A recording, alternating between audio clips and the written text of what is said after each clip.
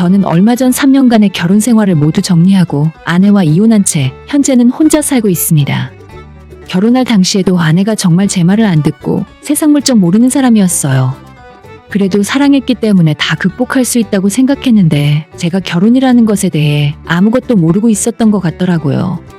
이제 와서 생각해보면 많은 후회가 들고 주변의 많은 사람들도 제가 왜 이혼했는지 듣고 나면 저보고 바보 같다 미련하다고 말씀을 하시는데 제가 그렇게까지 잘못된 선택을 했나 싶은 생각입니다. 오늘 제가 사연을 보낼 결심을 하게 된 것도 제 이야기를 한번 들어주시고 저희의 결혼 생활이 이혼으로 끝나게 된 책임이 저에게 많이 있는지 아니면 아내에게 많이 있는 건지 많은 사람들의 의견을 한번 들어보고 싶어서예요. 저는 대학을 졸업하자마자 다행히 좋은 회사에 취직할 수 있었습니다. 대학은 서울에서 나왔지만 서울 생활이 제게 맞지 않았고 고향으로 내려와서 취업할 수 있었죠. 비록 대기업은 아니었지만 연봉도 괜찮은 편이었고 조건도 나쁘지 않았습니다. 제가 고등학교 때까지는 태권도 선수로 운동을 했었기 때문에 키도 좀 크고 신체 조건이 좋은 편이었어요. 게다가 운동부 생활을 오래 했더니 형들과 선배들에게 깍듯이 대하는 것이 몸에 배어 있었고 회사에 입사하자마자 선배들이 저를 많이 좋아해 주시더라고요. 사무실에서 하는 일이 대부분이었지만 가끔 힘써야 하는 상황이 오면 항상 제가 솔선수범 먼저 나서서 했을 정도였으니까요. 제 입으로 이런 말을 하긴 뭐하지만 사내의 여직원들 중에서도 저를 좋아하는 사람이 있었고 그 중에 한 사람이 저보다 1살 어린 나이에 일찍 대리를 달고 있었는데 대놓고 제게 호감을 표시하더라고요. 외모도 제 스타일이었고 저도 한눈에 마음에 들어서 입사한 지 3달 만에 남들 눈을 피해서 사내 연애를 시작하게 되었습니다. 아직 저희 두 사람이 나이도 어렸기 때문에 조심한다고 했지만 연애를 시작하고 반년 만에 아이가 생겼다는 사실을 알게 되었어요. 저는 당시에 둘 다 결혼을 하기엔 너무 어리고 특히 제가 입사한 지 얼마 안 되었기 때문에 연봉도 얼마 안 되는 상황이라서 아이가 생긴 것을 감당할 수 없었습니다. 차마 내가 책임지겠다는 말도 당당하게 못하고 눈앞이 캄캄해져 있었는데 어느 날 사장님이 직접 저를 찾으신다는 말을 듣게 되었습니다. 그리고 사장실에 들어가자마자 바로 아무런 말도 없이 따귀를 맞게 되었어요. 뭐 여기까지 들은 분들은 대충 짐작하실 수 있겠지만 제가 연애를 하고 있던 사람이 바로 이 회사의 사장 딸이었습니다. 그녀가 굳이 제게 먼저 이야기하지 않았고 저도 당시에는 눈치가 하나도 없어서 전혀 모르고 있었어요. 그저 어린 나이에 능력이 좋아서 일찍 진급할 수 있다고 생각했고 외제차를 타고 다니면서 씀씀이도 큰 편이었기 때문에 집이 좀 잘 사는구나 정도로만 생각했었어요. 회사에서도 비밀 연애처럼 남들 몰래 조용히 만나고 있었기 때문에 그녀가 제 아이를 가졌다는 사실도 그때까진 아무도 모르고 있었습니다. 당연히 저희 집뿐만 아니라 상대방 집안에서는 완전 난리가 났고 저는 어렵게 들어간 회사에서 잘리고 인생이 망해버리는 줄 알았어요. 하지만 그 상황에서 여자친구가 먼저 양쪽 부모님들께 우리 결혼하고 아이도 낳겠다고 말했고 결국엔 사장님께서도 저를 불러서 일단 지금은 다른 거 생각하지 말고 뱃속의 아이를 책임지라는 말씀을 하시더라고요. 사실상 결혼을 승낙하신 거나 다름이 없었고 그때부터는 회사의 모든 사람들이 우리의 관계를 다 알게 되었죠. 아내의 배가 불러오기 전에 결혼식을 올려야 한다며 그쪽에서 워낙 서두르는 바람에 결혼이 결정되자마자 바로 며칠 후에 상견례를 마치고 2달 만에 결혼식을 올렸네요. 제 소식을 전해들은 주변 친구들은 다들 저를 부러워했습니다. 마치 드라마 주인공이라도 된 것처럼 부잣집에 장가가고 제 인생이 역전했다면서 배 아파하더라고요. 결혼식을 올린 뒤로부터는 솔직히 말씀드려서 처가덕을 많이 보고 살았습니다. 상대적으로 형편이 좋지 못한 제 부모님을 대신해서 장인어른이 신혼집도 장만해주시고 제가 출퇴근용으로 쓸만한 차도 한 대 뽑아주시고 회사 내에서는 바로 직급이 수직 상승해서 가장 말단 직원이었던 제가 전반적인 회사 업무를 모두 배우게 되었습니다. 그 집에서는 회사를 물려받을 멀쩡한 첫째 아들이 있었기 때문에 저한테 회사를 물려줄 가능성은 전혀 없었지만 그래도 회사 일 돌아가는 건 집안 사람으로서 알아야 한다면서 같이 배우게 하셨어요. 언제든 회사에 일이 생기면 제가 달려가서 해결해야 한다면서요. 어떻게 보면 모든 귀찮은 일을 저한테 떠맡기려고 한 이유도 크겠지만 이유가 어찌됐건 제 입장에서는 가족의 일원으로 대접해준다는 점이 좋았습니다. 제가 지금까지 이렇게 제 결혼 배경과 처갓집에 대해서 길게 설명을 하게 된 이유는 앞으로 말씀드릴 사건에 대해서 중요한 부분을 차지하고 있기 때문입니다. 처갓집과는 다르게 저는 정말 평범한 가정에서 태어나서 자라왔습니다. 대학교 학비는 부모님이 어떻게든 해결해 주셨지만 자취하면서 반값과 생활비를 벌기 위해 항상 아르바이트를 해야 할 정도였어요. 크게 불우한 환경은 아니었지만 부모님도 여유가 있는 건 아니라서 빠르게 철이 들어야 했습니다. 저희 결혼할 때도 처가에서 신혼집이며 혼수 대부분을 다 준비해 주셨고 저희 부모님이 침대와 냉장고 정도만 해주셨어요. 그 전까지 살아오면서 우리 집이 가난하다고는 생각해 본 적 없었지만 결혼 후에 제가 처가 식구들 안으로 들어가 생활하게 되면서 회사의 규모와 그 집안 식구들이 사는 모습을 보면서 진짜 부자란 것이 어떤 건지 조금은 알게 되었습니다. 물론 재벌이나 대기업은 아니었지만 큰 공장을 2개나 갖고 있고 연매출만 해도 거의 500억에 달하는 작지 않은 회사였어요. 그러다 보니 처갓집은 제가 사는 지역에서 가장 크고 좋은 집이라 할 수 있는 곳에 살고 있었고 장인어른께서는 수행기사가 운전하는 차를 타고 다녔으며 집에는 가사도우미가 있더라고요. 돈에 크게 구애받지 않는 모습이 조금 놀라웠고 처가댁 식구들 모두 여유가 넘치고 행복해 보였습니다. 이런 집에서 살면 한 번도 가족들끼리 돈 때문에 싸우는 일은 없을 것 같았어요. 제가 살아온 성장 환경과는 너무나도 달랐기 때문에 아무리 봐도 적응되질 않더라고요. 문제는 이런 서로의 완전 다른 성장 배경 때문에 아내와 결혼하고 한 집에서 살게 되면서 자꾸만 의견 충돌이 일어나게 되더라고요. 아내는 결혼식을 올리고 얼마 지나지 않아서 예쁜 딸을 낳게 되었고 부모가 된다는 생각에 너무 기분이 좋았습니다. 하지만 아내는 산후조리원을 나오면서부터 육아에는 완전히 손을 떼버리고 태어난 아이도 거의 신경 쓰지 않더라고요. 아내가 아이를 낳은 뒤로부터 장인어른의 지원으로 집에는 매일 아이를 봐주시고 집안일도 해주시는 가사도우미 분이 출근하셨고 그분이 살림과 육아를 전적으로 맡아서 했습니다.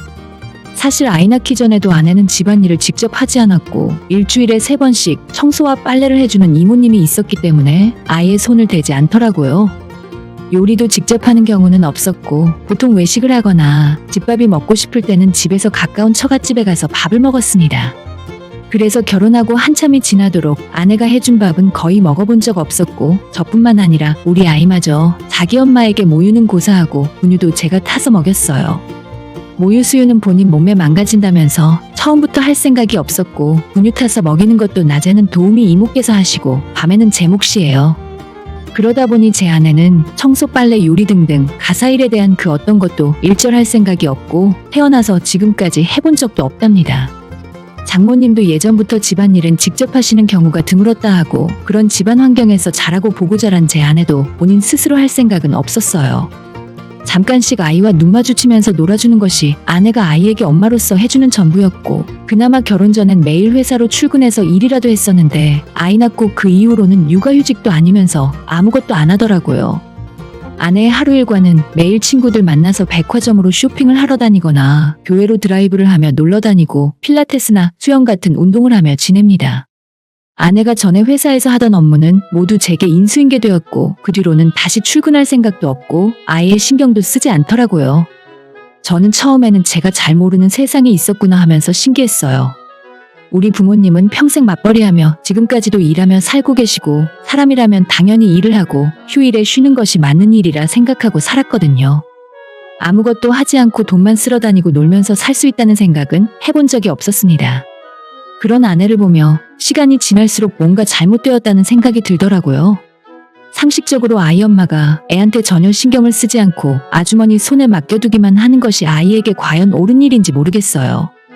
게다가 나가서 일도 안 하고 집에서도 살림살이를 아예 할 생각이 없이 매일 놀기만 하는 아내를 보면서 점점 한심하다는 생각이 커져만 갔습니다. 꼭 돈을 벌어와야 한다는 것도 아니고 아내는 지금도 장인어른 카드를 쓰고 다니니까 돈 때문에 이러는 것도 아니에요. 그냥 아무런 생각 없이 하루하루 놀기만 하는 아내가 인간으로서 한심하다는 생각이 들었습니다. 그래서 하루는 날 잡고 아내에게 직접 해준 밥이 먹고 싶다고 이야기도 해봤고 주말에는 같이 집안 청소도 하고 나랑 같이 장보고 맛있는 거 해먹자고 말한 적이 있었는데 아내는 저를 전혀 이해 못하겠다는 얼굴로 쳐다보더니 아니 그걸 왜 우리가 해? 청소해주시는 분들 있는데. 그리고 나 오늘 약속 있어. 이따 시간 되면 지아 분유 타서 먹이고 당신은 먹고 싶은 거 시켜 먹어. 돈 있지? 하고 대답하고는 약속 있다며 뒤도 안 돌아보고 나가더라고요. 누군가는 이런 저를 보면서 배부른 소리 한다고 생각하실 수도 있을 거라 생각합니다. 회사에서 하는 일이 힘든 것도 아니고 결혼한 뒤로 제가 버는 월급은 제 마음대로 용돈으로 써도 괜찮았어요. 어차피 생활비는 장인어른 신용카드로 사용했고 집도 다 해줬으니 따로 돈 나갈 일도 없었거든요. 하지만 한 집에서 같이 살기만 하고 서로 아무런 교류 없이 이런 식으로 각자 지내는 것이 어떻게 부부이고 행복한 가정인지 저는 정말 모르겠더라고요. 우리 집의 가족이 아닌 다른 사람이 항상 함께 있고 그 사람이 차려주는 음식을 먹거나 화장실까지 청소해주고 제 속옷까지 다 빨아다주는 이런 상황이 너무 부담스럽고 불편합니다. 차라리 그분들에게 맡기지 말고 퇴근하고 내가 와서 집안일을 하겠다고 아내에게 이야기해도 멍청한 소리 하지 말라면서 오히려 저를 무시했습니다. 자기는 평생을 이렇게 살아왔고 앞으로도 이렇게 살 생각이니까 자기 생각을 바꾸려고 하지 말라더라고요. 그나마 아내와 한참 동안 말다툼 끝에 저녁 시간에는 따로 아주머니를 쓰지 않고 저와 아내가 같이 애를 보기로 한 것이었어요. 원래대로는 낮에 집안일 해주시는 분과 밤에 애만 봐주시는 분을 따로 쓰려고 했었는데 도저히 제 집의 가족도 아닌 다른 사람이 밤새도록 있는 상황을 못 받아들이겠더라고요. 아내는 그 정도면 자기도 많이 양보한 거라면서 저보고 대체 왜 퇴근하고 피곤한 몸으로 집에 돌아와서 힘든 육아와 집안일을 하려고 하는 건지 끝까지 저를 이해 못했습니다. 어느 날 문득 생각해보니 저는 아내와 결혼한 이후로 장인이 사준 집에서 장인이 사준 차를 타고 장인의 회사에서 일을 하면서 아무런 걱정 없이 살았습니다. 제 주변에 많은 사람들이 부러워하는 유복한 삶이었고 제 부모님은 물론 저도 처음엔 그런 게 행복이라 생각했어요. 하지만 아내와 살가운 대화를 나눠본 적이 언제인지 기억도 나지 않고 퇴근하고 집에 돌아오면 아내 대신 일하는 아주머니만 집에 계십니다. 정이라곤 하나도 느껴지지 않는 이런 것보다는 식구끼리 같이 저녁 먹으며 대화하고 사랑하는 딸과 시끌벅적한 가정다운 가정을 꾸리길 원했었는데 아내는 장모님 때부터 평생 이렇게 살아왔다며 쓸데없이 잔소리하고 구속할 생각하지 말라더군요. 돈이 있으면 있는 만큼 누리고 살고 사람을 고용해서 돈을 주고 일을 시켜야지 그분들도 먹고 사는 건데 저보고 너무 생각이 좁다고 말합니다. 평생 일 안 하고 놀러 다니기만 해도 먹고 살 걱정이 없는 사람이라 생각하는 것이 너무 다르더군요. 아무리 진지한 대화를 해봐도 아내와 제 의견 차이가 좁혀질 생각이 없었고 결국 결혼 생활이 3년 차에 접어들면서 대화 자체를 거의 안 하게 되더라고요. 그나마 평일은 얼굴 볼 시간이 얼마 안 되니 상관없다지만 주말에는 둘 다 하루 종일 집에 있는 날에도 서로 말 한마디도 안 하는 날이 있었습니다. 아침에 일어나서 서로 따로따로 운동 다녀오고 아주머니가 차려놓은 밥 먹으면서 각자 방에서 각자 시간을 보내다 보니 별로 대화할 필요도 없더라고요. 아내와 장인에게 이 정도 받고 살면 포기하면서 살아야 하나 싶어서 저도 별 생각 없이 이 상황을 받아들이고 살아왔는데 올해 초 친구 집에 놀러 갔다 오면서 생각이 바뀌었어요.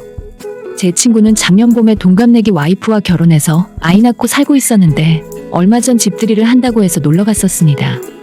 친구의 신혼집은 방 2개 화장실 하나 있는 15평 빌라였고 지금 제가 사는 집과는 비교도 할 수 없이 작은 집이었는데 곳곳에 재수 씨의 손길이 닿지 않은 곳이 없더라고요.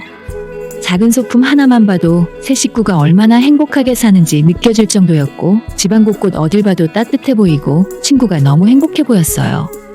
아이를 품에 안고 있는 재수 씨의 모습을 보면서 저는 애써 잊고 살았던 행복한 가정의 모습을 볼 수 있었습니다. 제가 아내에게 바라고 있던 것이 바로 이런 모습이었는데 잃어버린 제 행복을 친구가 대신 누리면서 살고 있던 것처럼 보였습니다. 처갓집에서 해준 돈으로 좋은 집에 살고 좋은 차를 타고 다니는 게 무슨 소용이 있나 싶더라고요. 제 친구처럼 돈이 별로 없이 살아도 식구들끼리 깨볶으면서 행복하게 웃으며 사는 것이 훨씬 중요한 일이라는 생각이 들더라고요. 친구 집에서 한참 시간을 보내다가 결국 저희 집으로 돌아왔는데 아이는 도우미 이모님이 놀아주고 있었고 이미 제 아내는 친구와 놀러 나가서 없더라고요. 결국 그날 이건 가정이 아니라고 더 이상은 거짓된 결혼 생활을 못하겠다는 생각이 들었습니다.